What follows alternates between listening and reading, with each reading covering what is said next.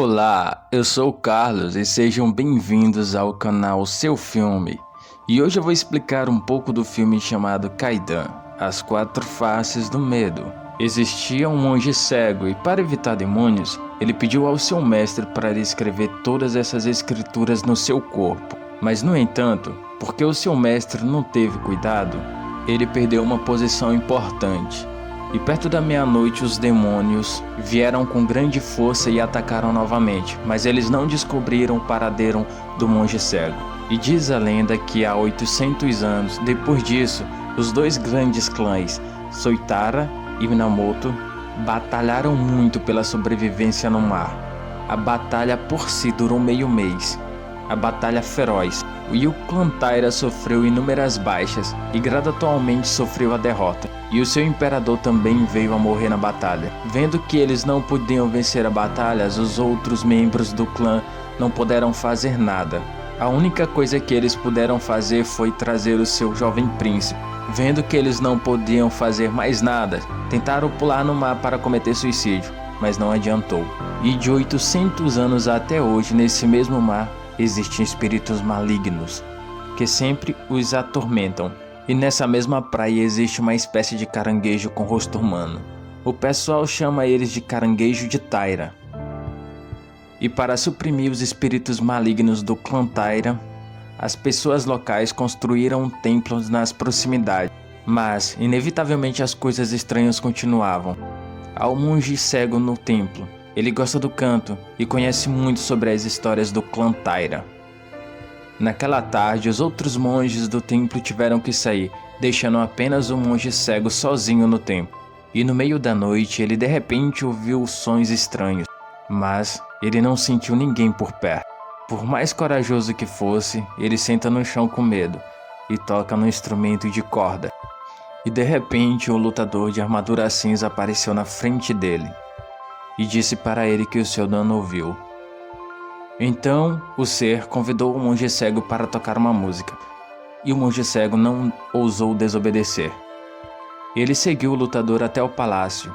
O lutador gritou alto, e a grande porta se abriu. Dentro havia muita fumaça, não parecia o nosso mundo. O monge cego seguiu até a grande porta se abriu, e nela apareceu uma princesa. Era a princesa do clã Taira. E ela recebeu o monge cego. O monge cego começou a tocar o tibeá na frente do fantasma. Ele não sabia que a princesa era um fantasma. E na frente dele apareceu um grupo de pessoas. E ele não sabia que aquele grupo de pessoas era um grupo de espíritos malignos. E aqueles espíritos morreram há 800 anos naquela batalha, no mar. E como o monge cego não costumava sair à meia-noite, ele chamou a atenção dos outros monges. Então, o dono do templo procurou por ele para fazer perguntas, mas então ele lembrou das palavras do lutador. E elas diziam que não era para ele falar sobre isso para ninguém, porque senão elas iriam matar ele. Então, o monge cego não disse a verdade para o dono do templo, e exatamente à meia-noite, o monge cego desapareceu novamente. Então, o dono do templo enviou 2 monges para ir atrás do monge cego. E os 2 monges seguiram as pegadas do monge cego até um túmulo. Eles de repente olharam o sapatinho de grama do monge cego. E do lado de fora do túmulo eles gritaram alto. E aquele clã inteiro que ali estava com o monge cego se transformaram em túmulos novamente. E o monge cego não sabia da situação. E ele continuava tocando o tibeá para si mesmo.